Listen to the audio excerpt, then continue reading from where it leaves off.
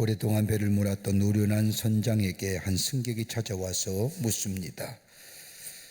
배를 오랫동안 몰면서 어느 때 가장 힘이 들었습니까? 라고 하는 이 물음에 선장이 웃으면서 대답합니다.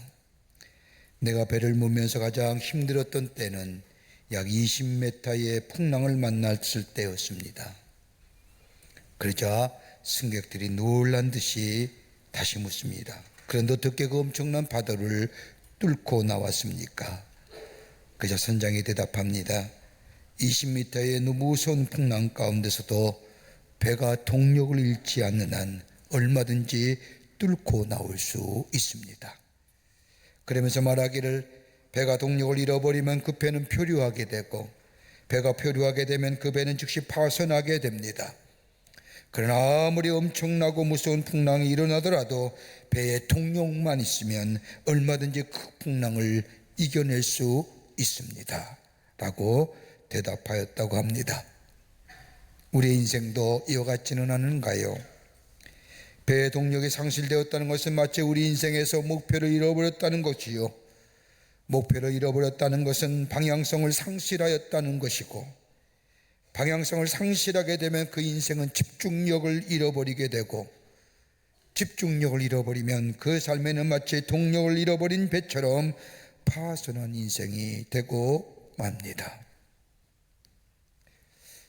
예수를 모르는 사람들은 세상의 학문이나 지식이나 경험들이 많으면 많을수록 좋다고 합니다.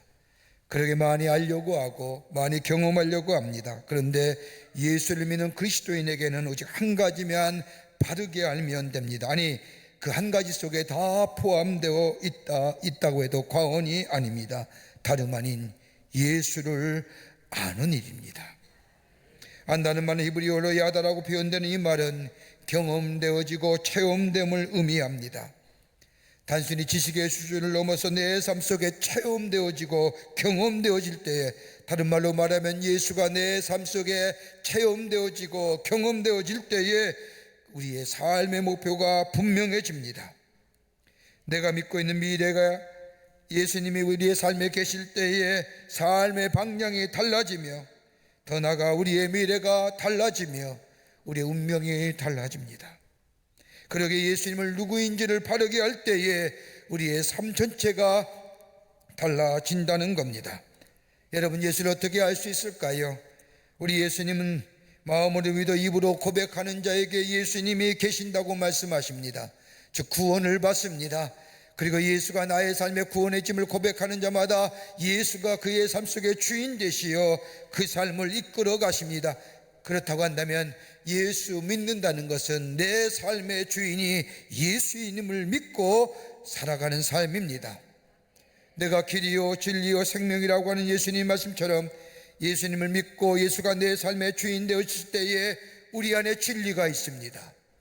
더 나아가 우리 안에, 예수님 안에 거하는 자에게는 참된 생명이 있을 뿐만 아니라 우리 안에 지혜가 있어 그로 인하여 능력과 권세, 그리고 새로운 역사를 이뤄나가는, 즉 하나님이 주시는 힘을 소유한 인생으로, 새로운 인생으로 새롭게 변화되어 살아갑니다.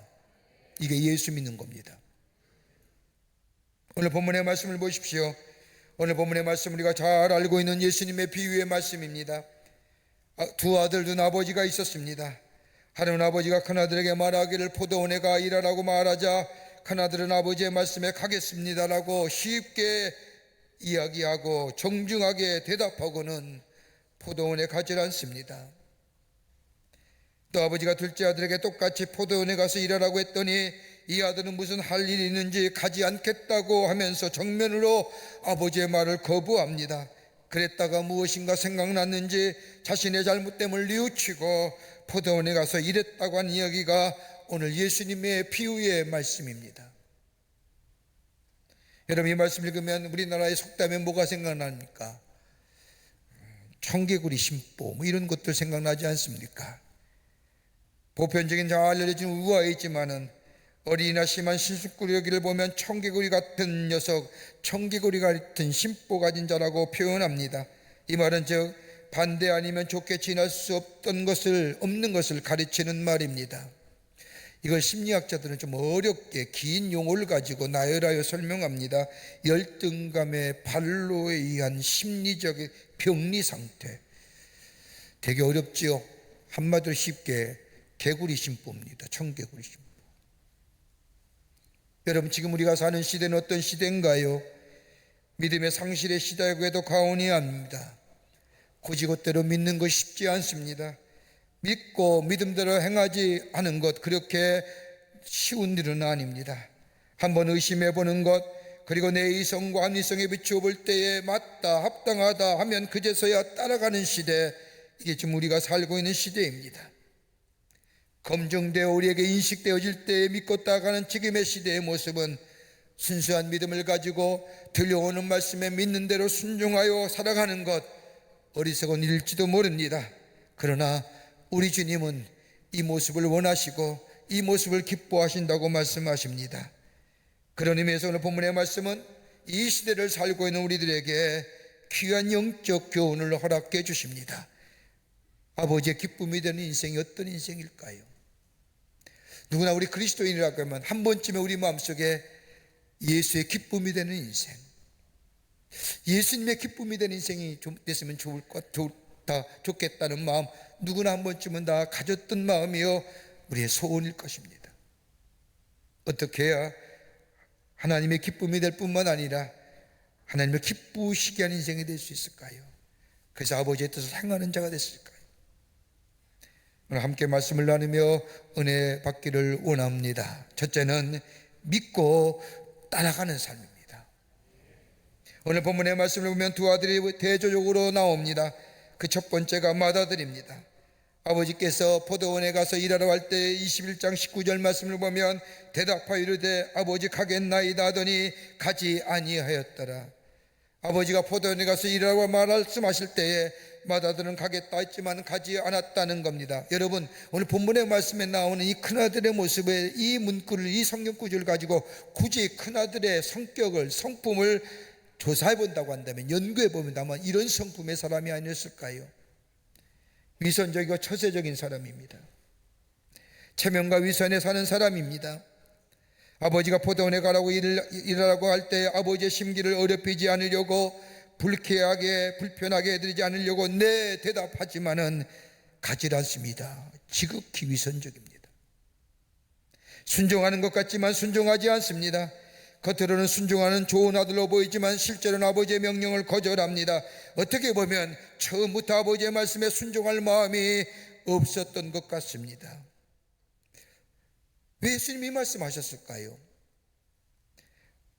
오늘 마태복음 21장 전후 맥락을 보면 예수님의 비유로 말씀하신 가운데 맏아들은 다분히 당시의 제사장들과 유대교 지도자를 향한 말씀입니다. 겉으로는 근사하게 예배를 드리고 찬송하며 기도합니다. 어딜 보나 분명한 신앙의 모습이 분명합니다. 말씀을 읽을 때 아멘합니다. 찬송할 때 할렐루야합니다. 그러나 실제의 생활로 돌아오면 아멘과 할렐루야는 거리가 먼 삶,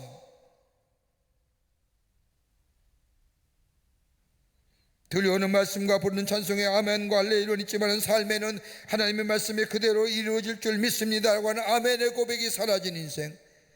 찬송을 부를 때는 할렐루야 여호와의 이름을 찬양합니다라고 찬송하지만 저들의 삶 속에는 할렐루야가 사라진 인생들. 그러기에 경건의 모양은 있는데 경건의 능력은 없습니다. 거룩하다고 하면서도 거룩한 것이 없습니다. 사랑한다고 하면서도 사랑하는 것이 없습니다. 봉사한다고 하면서도 봉사하는 것이 없습니다. 준다고 했지만 주는 것 없는 인생.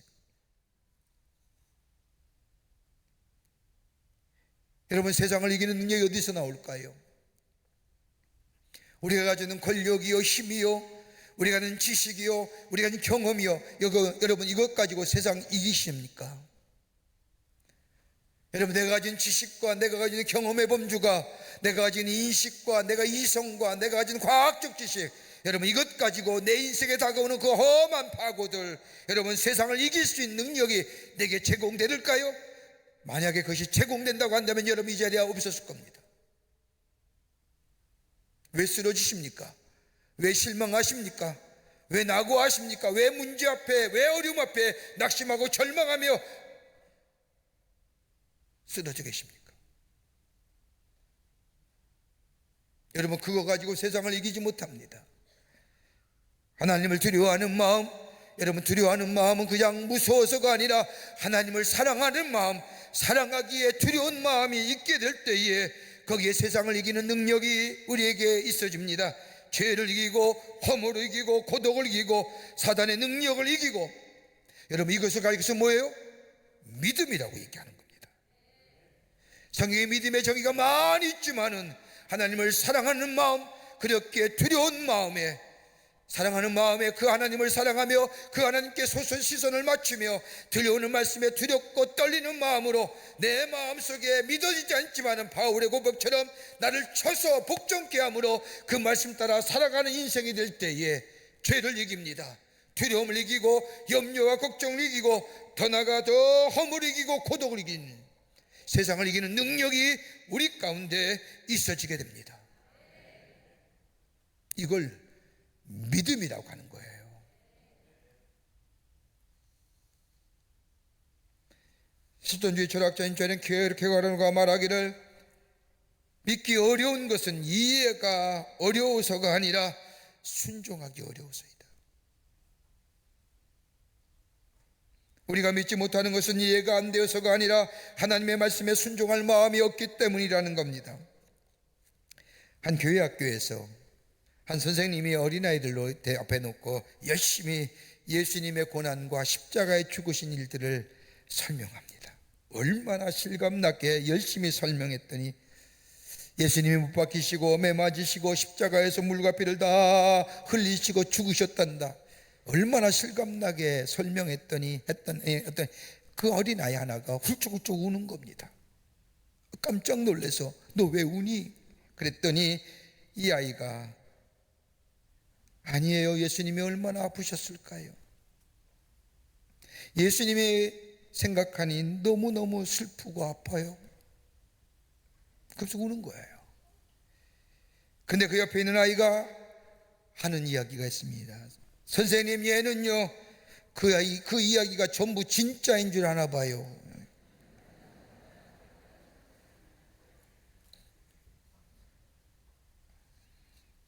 믿고 행할 때에 거기에 구원의 역사가 일어납니다.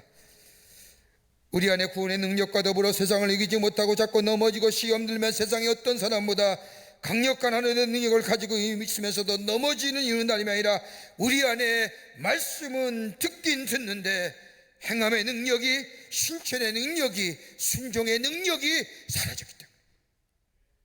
여러분, 예수님의 제자들을 보십시오.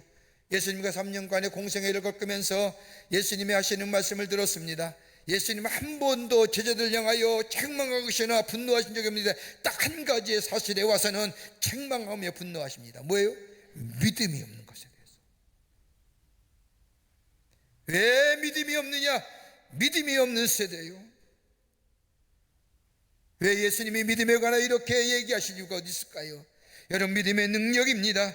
믿음은 권능이고요, 믿음은 지식이 아닙니다. 얼마나 알고 있느냐의 문제가 아니라 얼마나 나의 삶 속에 그 말씀대로 믿는 대로 행하느냐에 따라서 능력과 권능이 우리 가운데 놀라운 역사로 이루어지게 됩니다. 이게 믿음이라는 겁니다.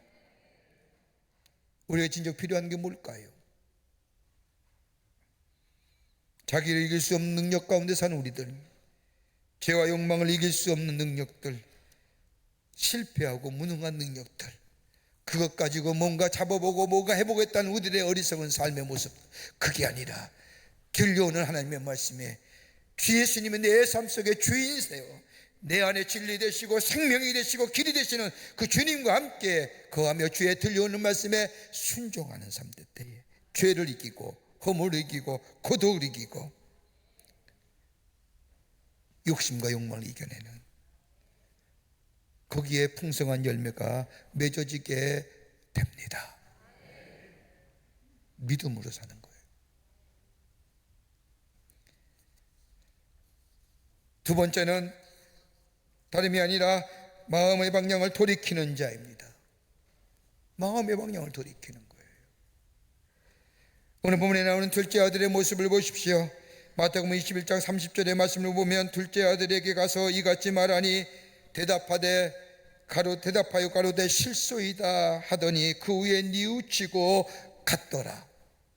둘째 아들의 모습입니다. 아버지가 저 포도원에 가서 일하러 할 때 아버지 앞에서 아니요 나 안 가오. 그러다가 얼마쯤 뒤돌아 뉘우쳐 아버지의 말씀을 따라 포도원에 가라 있다 이랬다는 겁니다. 아버지의 말씀에 아니오라고 말합니다. 굳이 오늘 이 둘째 아들의 성품을 이 30절의 말씀을 가지고 분석하여 얘기한다면 아마 이런 성품의 사람이었을 겁니다. 강직한 사람입니다. 정직한 사람이에요. 여러분, 아니다라고 해서 다 아니에요. 자기 소신이 있는 사람입니다. 속임이 없는 사람입니다. 자기 철학이 있는 사람입니다. 책임감이 있는 사람입니다. 자기의 계획한 일에 대하여 철저히 실행하는 사람입니다. 잘못이 없습니다. 그러기 아버지의 말에 아니오라고 얘기하지만은 뒤늦게 뉘우치고 아버지의 말씀에 순종하여 포도원에 나가 일합니다. 여러분, 이 대목에서 가장 중요한 것이 있다고 한다면 뉘우쳤다, 메타노이아, 돌이켰다, 회개했다는 뜻입니다. 어떻게 보면 본문의 말씀에 가장 핵심이 여기에 있습니다. 여러분, 뉘우치다는 것은 생각의 전환이요 발상의 전환이요 내가 주장하고 내가 고집받은 것을 내려놓았다는 겁니다. 그리고 내 마음과 내 생각과 내 주장을 버린다는 겁니다. 지금까지 내가 옳다고 했던 일들, 그러게 나는 정당하게 아버지의 말씀에 아니오라고 대답했지만 그건 내 생각이요 나만의 생각이요 아버지의 마음을 헤아리지 못했습니다. 아버지의 뜻을 생각하지 못했다는 겁니다. 그래서 뉘우쳤다는 겁니다. 방향의 전환, 발상의 전환.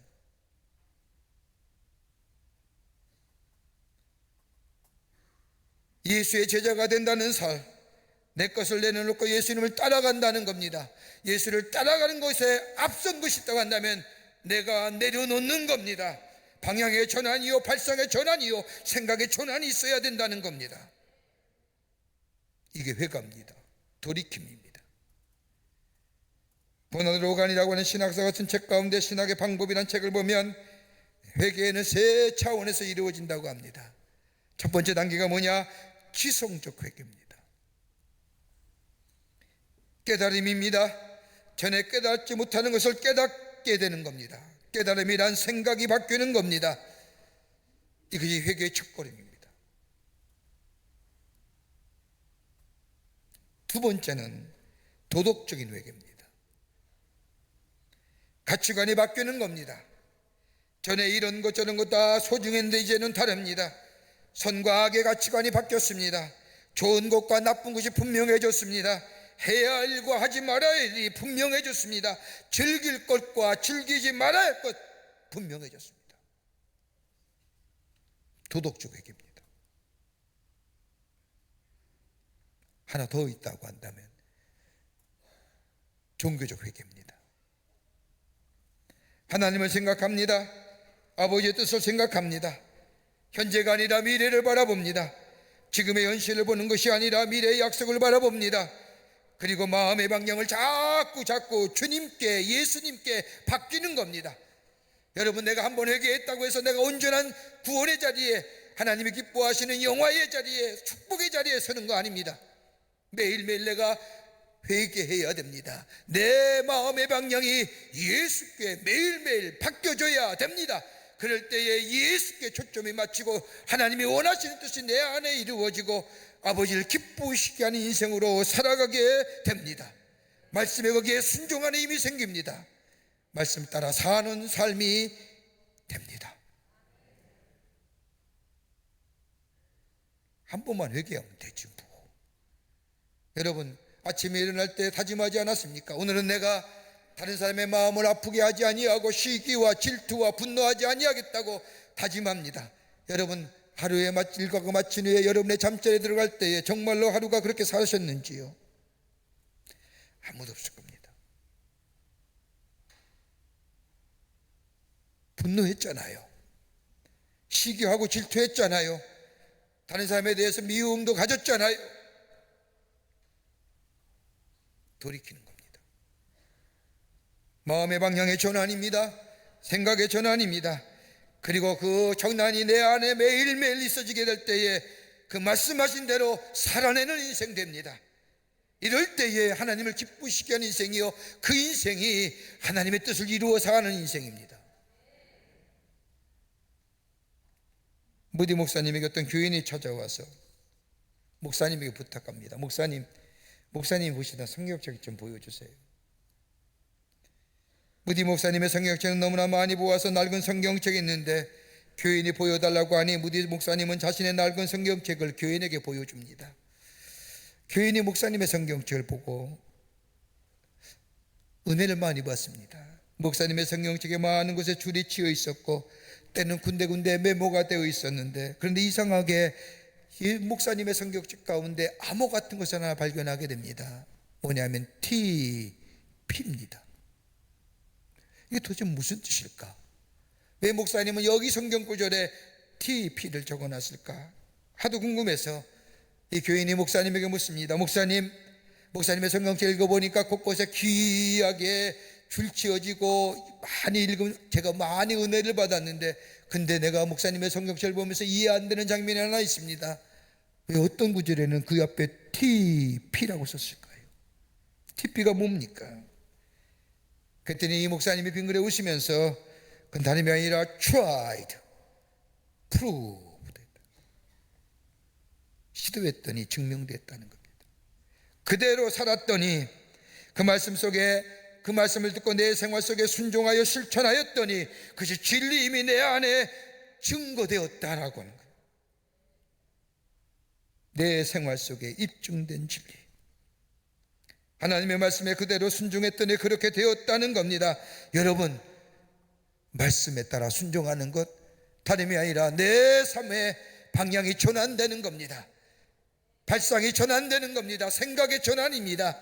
그리고 들려온 하나님의 말씀에 매일매일 나를 처소복종케 하여 그 말씀대로 실천하며 살아가게 될 때에 망의 방향을 돌이키는 거기에 우리 주님이 기뻐하시고, 그리고 기뻐하실 뿐만 아니라 하나님의 놀라운 은혜 안에서 하나님의 축복을 누리며 사는 복된 인생, 예수 그리스도의 복음을 증거하는 하나님의 사람으로 살아가는 복된 인생의 걸음이 될 줄 믿습니다. 이 믿음이에요. 또 하나 끝으로 하나님의 절대적 사랑 안에 거하라는 겁니다. 하나님의 사랑인데 그 사랑은 절대적인 사랑입니다. 여러분, 오늘 본문의 말씀을 보십시오. 두 아들은 어떻게 보면 아버지의 말을 다 거역한 아들입니다. 첫째 아들은 아버지의 말씀에 예 하고 했지만 안 갔지 않습니까? 거역했어요. 둘째 아들도 가라고 했는데 아니요, 거역했잖아요. 나중에 뉘우쳐 포도원에 가서 일했습니다. 나중에 아버지의 말씀에 순종했습니다. 그런데 여러분, 문제는 뭘까요? 돌아온다고 해서 문제가 해결되는 것이 아닙니다. 문제는 돌아온 아들들을 아버지가 받아주느냐 아니냐, 이 문제지 않습니까? 돌아온다고 다 오케이입니까? 돌아온다고 다 문제가 해결돼요? 아버지가 받아줘야죠. 아버지가 받아줘야 되는 거 아닙니까? 돌아온 아들이랄지라도 아버지가 받아주지 않으면 아무런 의미가 없습니다. 여러분, 성경은 세상과 다르죠. 세상과 다른 방식의 역설적인 진리를 우리에게 말씀합니다. 돌아오기만 하면, 아니 돌아오기를 기다리시는 우리 하나님, 돌아오기만 하면 과거는 묻지 아니하시는 우리 하나님, 늦게라도 돌아와서 일하는 흉내도 내는 것을 우리 하나님은 기뻐하시는 겁니다. 여러분, 호세아서 6장 1절의 말씀을 보면 오라 우리가 여호와께로 돌아가자. 여호와께서 우리를 찢으셨으나 도로 낫게 하실 것이요 우리를 치셨으나 싸매어 주실 것이미로다. 하나님께로 돌아가기만 하면 우리의 과거를 묻지 아니하시고 내 죄, 내 허물, 내 죄가 얼마나 큰지 깨닫고 예수께, 하나님께로 우리의 마음의 방향을, 발상의 방향 전환을 가져오기만 하면 우리 하나님은 과거 묻지 아니하시고 그대로 받아주실 뿐만 아니라 그의 상처와 아픔을 치유하시고 회복시켜 주신다는 겁니다. 묻지 않으세요. 여러분, 호세아서의 말씀일 말까요? 누가복음에 나오는 탕자의 변은 어떨까요? 성경 곳곳에 나오고 있는 하나님의 말씀, 아무리 죄가 많다 할지라도 하나님께 돌아오는 자, 그가 어떤 모습이든지 어떤 삶이든지 용서하실 뿐만 아니라 치유와 더불어 회복의 축복을 허락하십니다. 이게 뭐예요? 복음이에요. 이게 복음이란 말이에요. 이게 기쁜 소식 아니고 뭐예요? 우리에게 위로가 주고 우리에게 힘을 주고 우리가 다시금 일어서게 하고 우리의 걸음을 다시금 예수께로 방향을 바꿔 가게 하는 복음의 능력.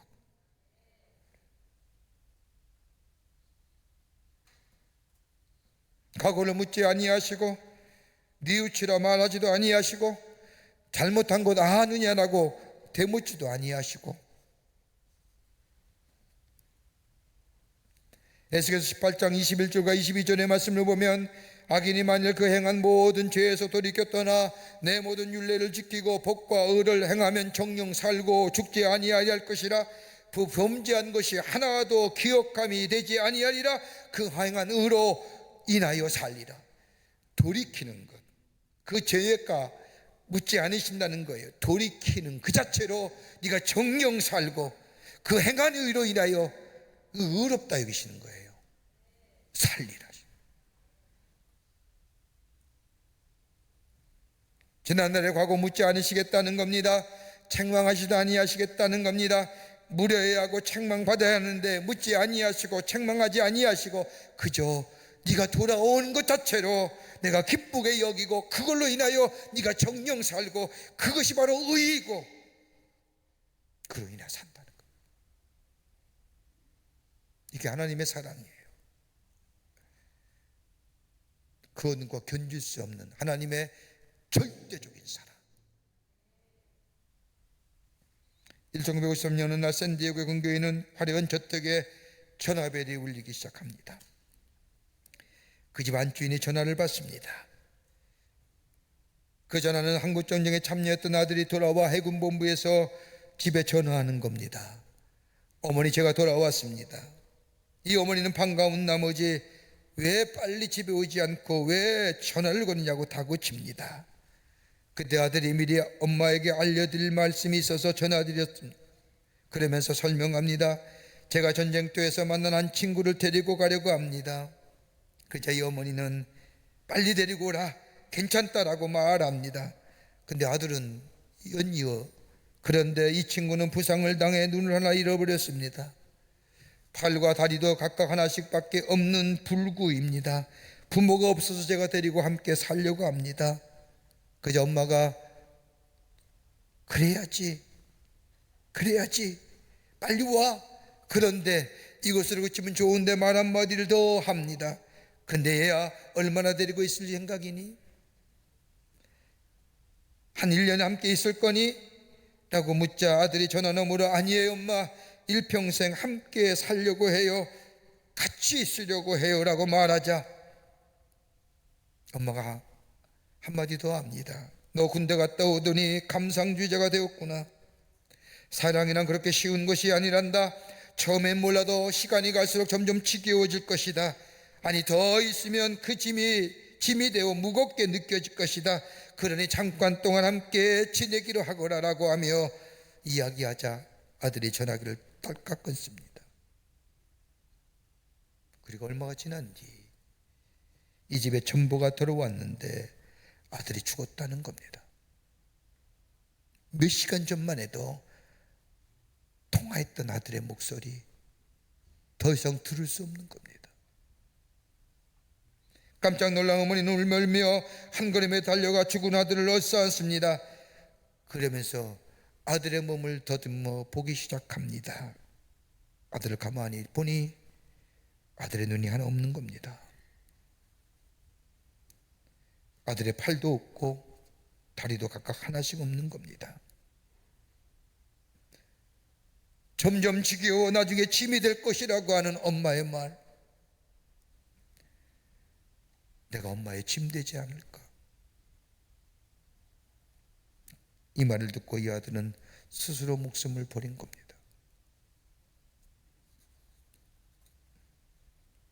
우리 하나님은 그 사랑 아니에요.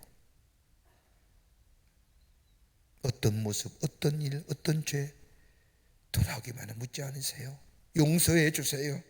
바울이 고백한 것처럼 내가 연약할 때에도, 하나님과 원수 되었을 때도, 내가 하나님 모른다 할 때에도 우리 하나님은 나를 위하여 예수 그리스도의 십자가에 죽게 하시고 피 흘려 내 죄를 사하실 뿐만 아니라 돌아오기만 하면 내 아들이야, 내 사랑하는 딸이야 라고 말해 주실 뿐만 아니라 여전히 나를 사랑하시는, 그러게 바울은 로마서의 고백처럼 그 어떤 것이라도 하나님과 나와의 하나님의 사랑을 나에서 끊을 수 없다는 고백처럼 그 하나님의 절대적인 사랑, 그 사랑을 깨닫고 그 사랑에 감격하며 그 사랑 안에 사는 인생, 우리 하나님이 기뻐하시는 인생입니다. 그럴 때 하나님의 뜻이 우리 가운데 이루어지게 됩니다. 과거를 생각하지 않으시는, 어떤 짓, 어떤 형편이 있더라도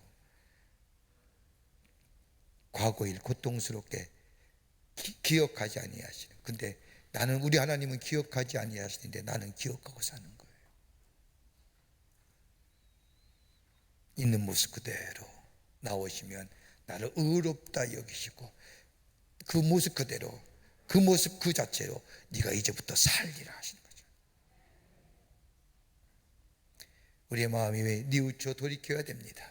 발상의 전환이 있어야 되고요, 생각의 전환이 있어야 있고, 사고의 전환이 있어야, 그리고 들려오는 말씀에 순종하며 그 말씀 따라 사는 인생, 그럴 때 하나님의 사랑이 내 안에 임하고 그 사랑이 나를 새롭게 하는, 그래서 내 인생의 삶이 그 자체가 하나님을 기쁘시게 하는 삶이요, 주님의 영광이 드높여진 인생으로 살아가게 될 줄 믿습니다.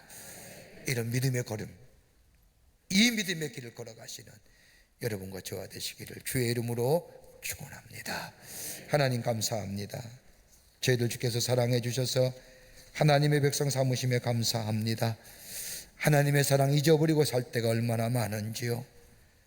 하나님의 사랑 잊지 않게 하여 주시고, 내가 잠시 하나님의 사랑을 떠났더라도 그 사랑 안에 돌아오는 자 되게 하시고, 그리고 주의 말씀을 따라 사는 자 되게 하여 주셔서 저 시냇가에 심은 나무처럼 사철의 열매를 맺으며 내 안에 기쁨이 충만하며 그 어떤 세상의 어려움과 역경도 넉넉히 주의 말씀 안에서 이겨 승리하여 내 안에 역사하시는 하나님을 증거하며, 그로 인하여 복음의 확장의 역사가 우리를 통하여 있어지게 도와주시옵소서. 성령이 도우실 줄 믿으며 예수님의 이름으로 기도하옵나이다. 아멘.